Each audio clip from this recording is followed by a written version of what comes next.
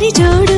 చూడడానికి మన్మధుడు శ్రీనీడే తాకని రాముడు